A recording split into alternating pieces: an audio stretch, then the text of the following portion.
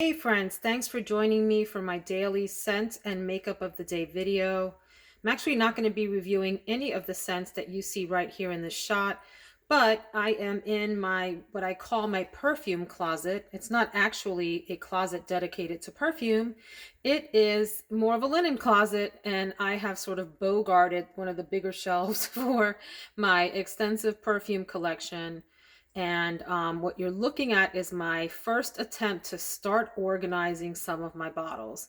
So last night I cleared out the entire shelf and put back in these new risers that I got from Amazon that have several levels. I was really needing to maximize space on this shelf and wanted to organize my bottles in a beautiful way.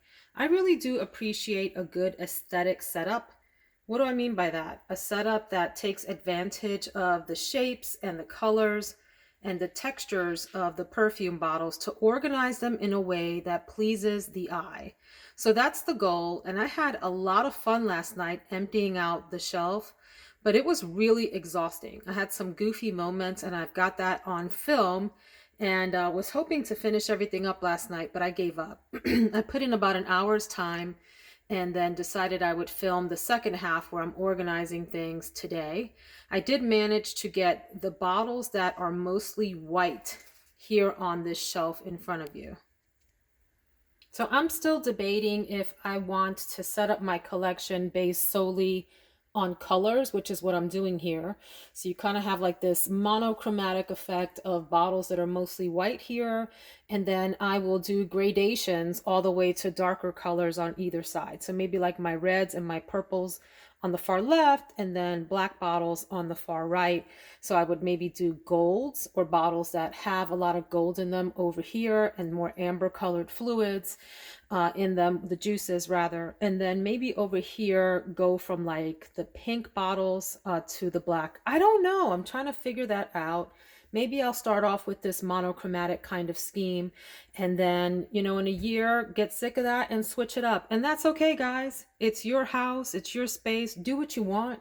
Organize it, arrange things in a way that are pleasing to your eye, and don't be afraid to switch it up. It's okay. I actually enjoy organizing. So I'm one of those weird people that likes to spend time doing that. I find it really satisfying.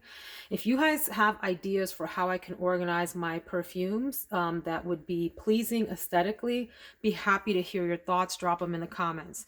So for today's scent of the day, I am choosing one that I recently acquired and is a very polarizing scent, I think.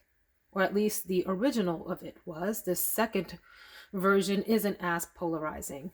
And that is Yves Saint Laurent Libre Intense. Okay, so let's talk about this a little bit. First of all, killer bottle. So sleek, so sophisticated, really chic, I think. And it has this neat gold like braided detailing here that I think is really nice. And then this wrap around, YSL kind of metal band that I think is just clever and neat and understated but elegant and chic. Okay, I tried the Libre Original. I wanted to like it because it got so much hype. In fact, I watch a lot of makeup YouTubers, and Katie, she goes just by Katie. Just Katie, like Just Jack. Anyone remember that? Just Katie is her name on YouTube, and she raved and raved and raved about this when it first came out. And I tend to trust her opinion on makeup, so I figured maybe she was right on the perfume too. So I tried Libre, the regular one, when it first came out, and there was something about it I just couldn't get down with. Couldn't quite figure out why. There was like a note in it that was bugging me. It wasn't sitting right on my skin. It reminded me, not in the scent structure, but something about it reminded me of Chanel Mademoiselle. That sort of like maybe something that was a little bit just cloying or annoying to the point that it made it unpleasant to wear the scent. Overall, I thought the scent had some beauty to it, but I couldn't get down and I ended up returning that. And then recently I was in Ulta and came across this intense version. I mean, first of all, look at the amber color of the juice inside. It's just gorgeous. And decided to sample that. So I sprayed it on my skin, walked around the store, you know, bought up half of Ulta like I always do. That's not relevant to the story. But if you're out there and you can relate, let me know. Anyway, and went back to that part of the arm where I sampled that and thought, you know what? There's something about this that I like a lot. So this is vanilla. It's aromatic. It's sweet. It's a little amber. And it has some lavender in it. But what I like about this is that the lavender is sort of very well blended with the other notes in here, rather than being this the lead player, the lead actress in this scent symphony. It is it has its place in there among the other notes. So this has top notes of that lavender, mandarin orange, and bergamot. It has a heart of lavender, also Tunisian orange blossom. Does anyone know what the difference between Tunisian orange blossom and other orange blossoms are? I always wonder about that and wish someone would tell me. Jasmine sambac and then orchid in the middle. And then the base notes are vanilla, tonka bean, ambergris, and vetiver. This is a very, as the name says, intense scent. It is rich, it's deep, it's slightly mysterious. There is some note in here that reminds me of another scent that I can't quite put my finger on, and it's a good association. Okay, I had to pause for a second to go find out what was it that this was really reminding me of. Sorry for the camera shaking. And it is like if this La Vie est Belle Eclat and Armani Cashmere Code mixed together. So it has like the floral notes of La Vie est Belle with the warmth and the depth of the Armani Code Cashmere. Nice combination. And so I have the best of both of those then here in this YSL Libre. It does last a long time. It's got good staying power. It's a scent with presence. It's warm, it's cozy, but also has like an animalic accord that makes it slightly edgy, but in a way that is also still very ladylike and appropriate. Although I will say I can see this easily being a unisex scent. I can see a man rocking this easily and smelling very appealing and very sexy. So this is one that maybe can be an office scent. I don't know. Depends what kind of office you work in. I would not wear this in settings where you need a subtle scent, like a medical setting or something like that. So any sort of austere setting where you want to just keep it light and simple and inoffensive. But if you have a little bit of an edgy work environment, you can pull this off. This is certainly a date night scent, and it would hold its own among other powerhouse scents at a formal occasion. So that's YSL Libre Intense. Glad to have the Intense version. Don't think I would go back and ever think about repurchasing the regular one, although I know a lot of people like it. I will also say before we talk about makeup of the day that I am enjoying layering my scent of the day over a lotion or cream that complements it. So in this case, it's the Body Shop Hawaiian Kukui. Hope I said that right. Kukui. Kukui. Anyway, this is a rich body cream. And so I lathered this on first, and it has a nice soft floral scent with a little bit of edge to it that I think then serves as a great base for this YSL Libre. Let's go check out the makeup of the day. All right, here's our makeup wardrobe for the day. I think I'm gonna have a little bit of fun today with Mother Pat Mcgrath's Mothership palette here. This is the Sublime Mothership 2 palette. I also have got my cup of black coffee and just wanted to share a chuckle with you all. This is Rae Dunn, okay? If you go to TJ Maxx or Marshalls, you'll see a bunch of Rae Dunn items that are for sale, and they always have like the obvious word on it. And I have to laugh, although I do love my coffee mug. Every time I look at this, I think, do we need this? Do we need our home items to tell us what's in it? I mean, it's a little bit much. So anyway, so that's my black coffee for today. let's go through base products here. We are going to go in to the under eye with the usual Becca Anti-Fatigue Under Eye Primer to fill in some of the fine lines under my eye. Before I go in with concealer, and today's concealer is the Maybelline, is it called the Fit Me Concealer in Sand Sable, the color Sand Sable. This is very much like the NARS Radiant Creamy Concealer. It reminds me of that. It's even shaped like that, so I wonder if it's meant to sort of imitate that. You can see I've gone through a large portion of this. Would I repurchase this? Maybe. You know, I don't think it's at the top of my concealer list, but it is a solid performer. It's sort of a light to medium coverage. Certainly you can build it up, but inexpensive drugstore option. That's a solid performer. I'm going to go in, oh gosh, I'm doing this all out of order. I'm sorry. I'm going to use the e.l.f. Poreless Putty Primer on my face, which has a bit of a thicker consistency. Some people compare this to the Tatcha, I forget what that's called, but the Silk Face Primer or something like that. So $6 drugstore does a nice job of helping to fill in a little bit of the pore texture and even out and blur out your skin. Foundation today is going to be my Ulta birthday gift.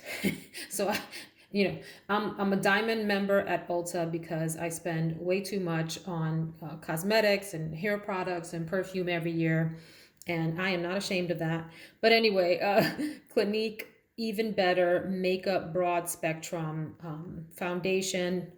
They give you, when you're a diamond member, I really don't know if they do it at the other levels, but you can choose, a tiny gift for your birthday. So for spending all that money, you get this really tiny product.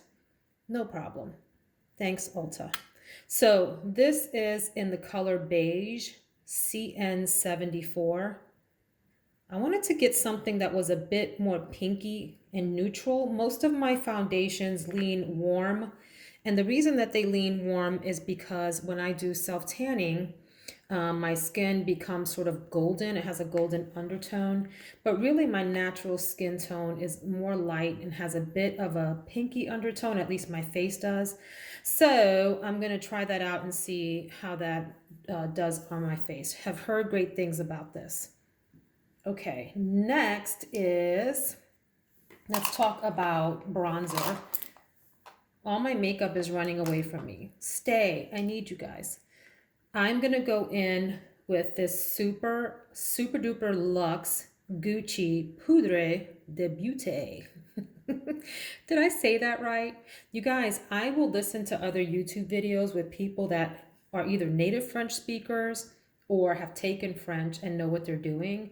And I always feel that is one area where I feel a little bit of shame because my pronunciation of French words is abysmal. So I apologize if any of you are francophones out there and know the correct pronunciation and cringe when people like me totally butcher things. But I have this in the color 3. Here we go again with the pronunciations. Éclat Soleil.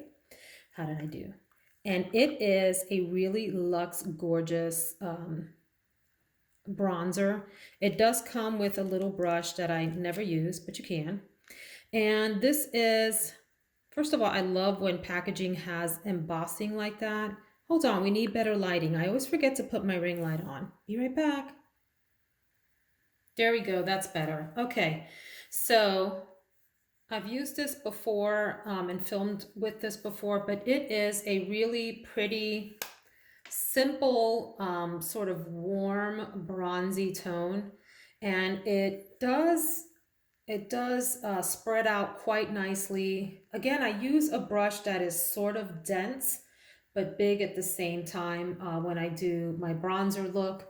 And so just as an example, I've shown some brushes before, but here's one from Sonia Kashuk, something like this that has some width to it, but is also a little bit more densely packed in terms of the fibers. Can you tell I haven't used this in a while? Look at all the dust kicking up.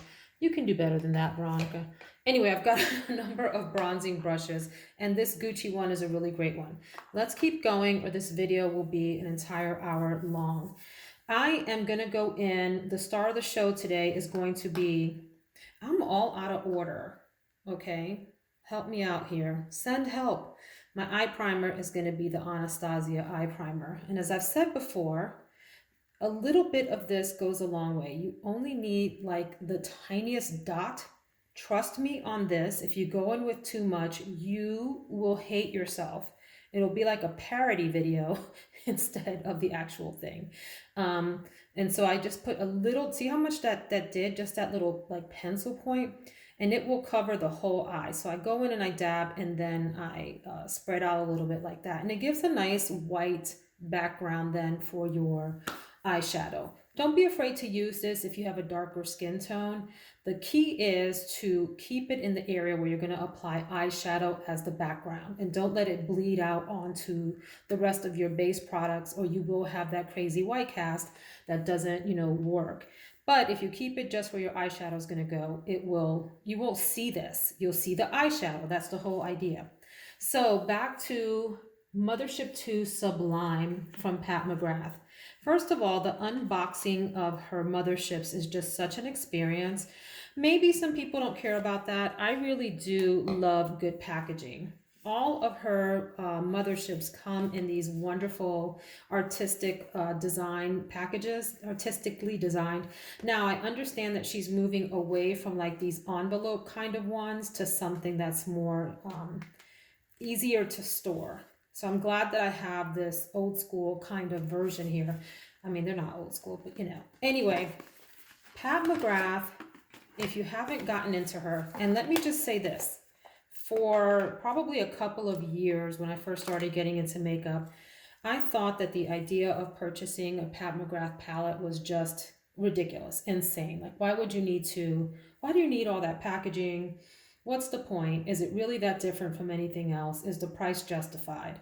I'm here to tell you, my YouTube friends, absolutely. All the hype is well deserved.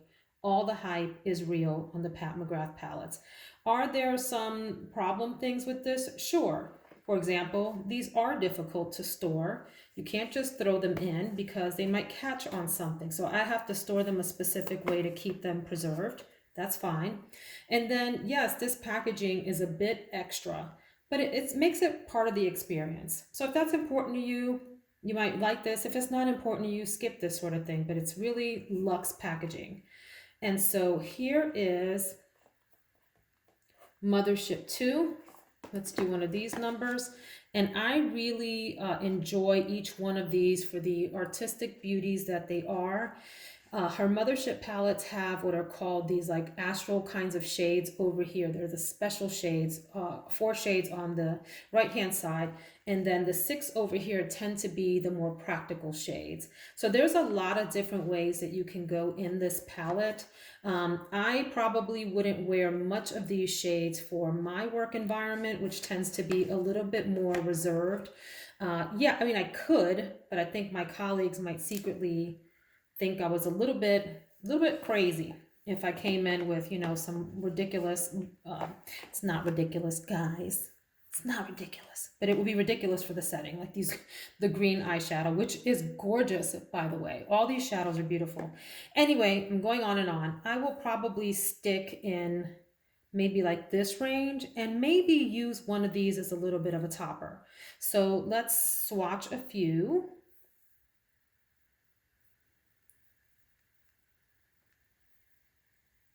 Love that. Love that like orangey, bronzy kind of shade.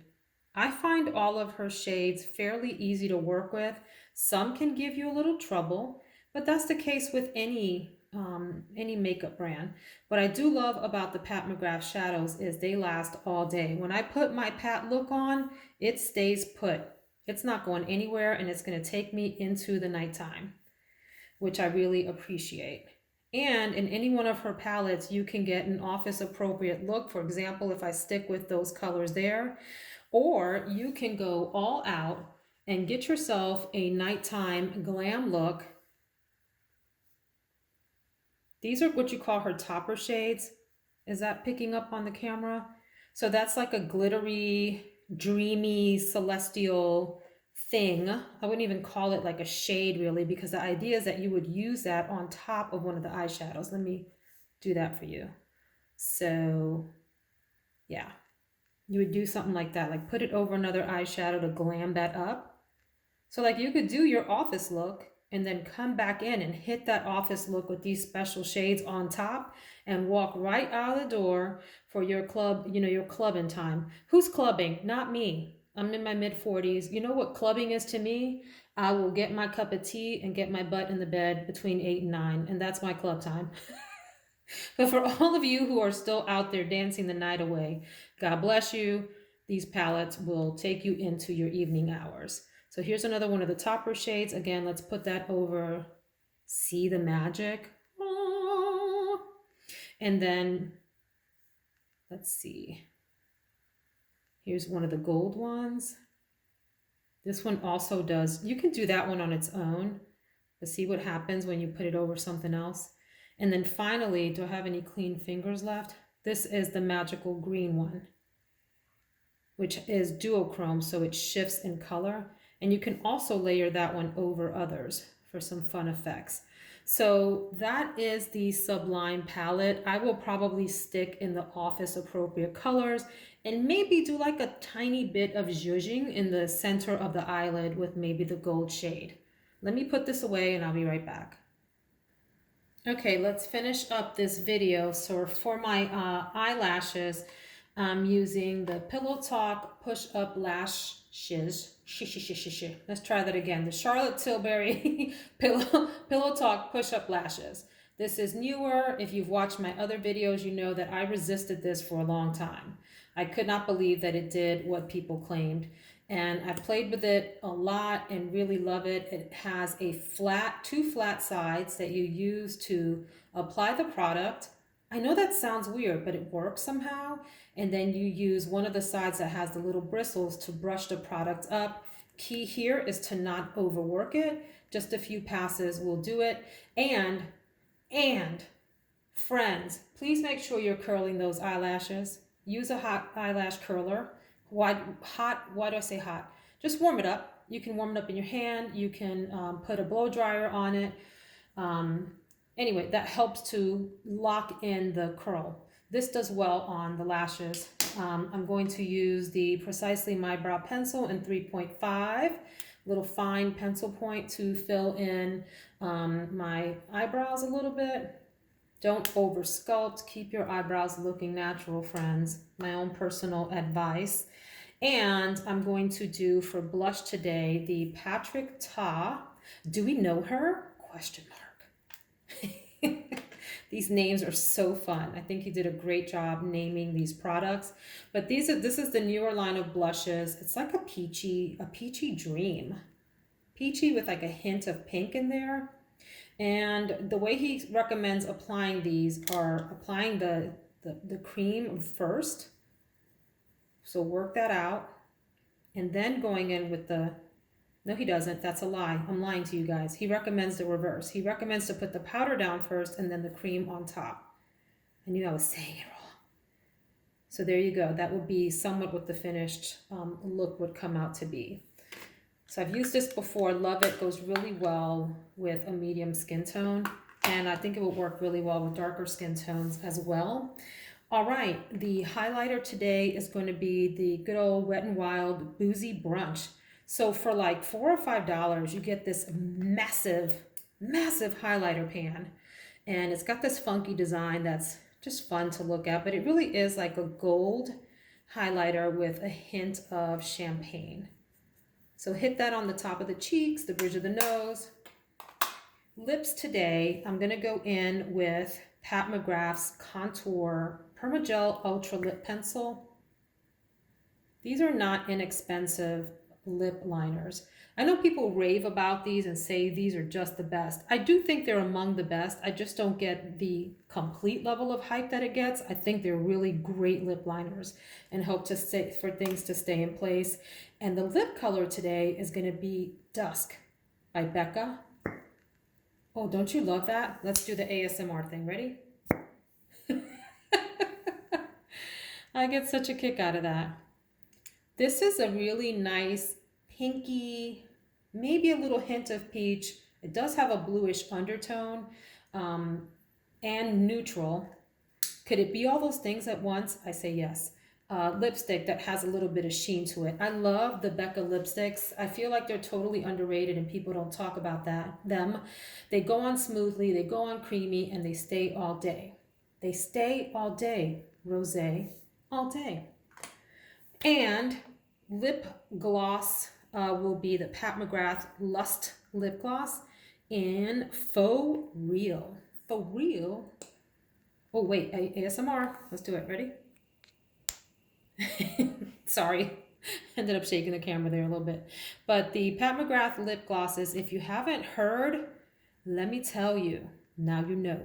These are very juicy, thick, viscous lip glosses that perform super well. These are my very favorite lip glosses, and I do give these all the hype on the far end of the hype scale. Love these so much. And I will finish off my look. Wait a minute, you might be wondering what this little thing is here. I don't know, guys. Does anybody use this? I don't even know how to say this. This is the Lancome Cils, C-I-L-S, Booster XL. It's a mascara base.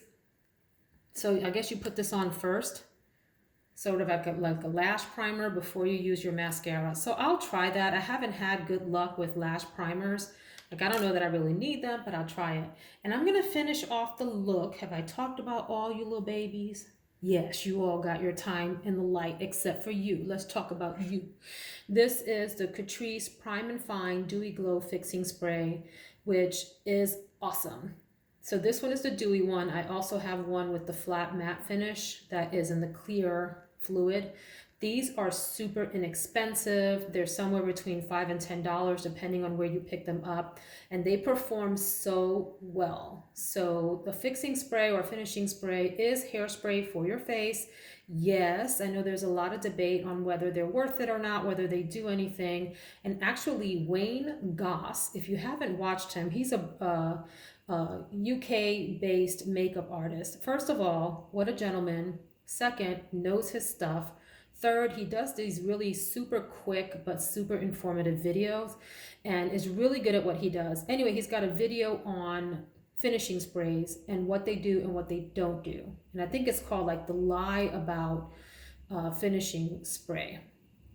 Am I saying that right? Something like that. Check it out. It's a more recent video of his. And he talks about how when you spray too much of this, especially if you have oily skin, it starts to actually break your makeup down instead of helping it.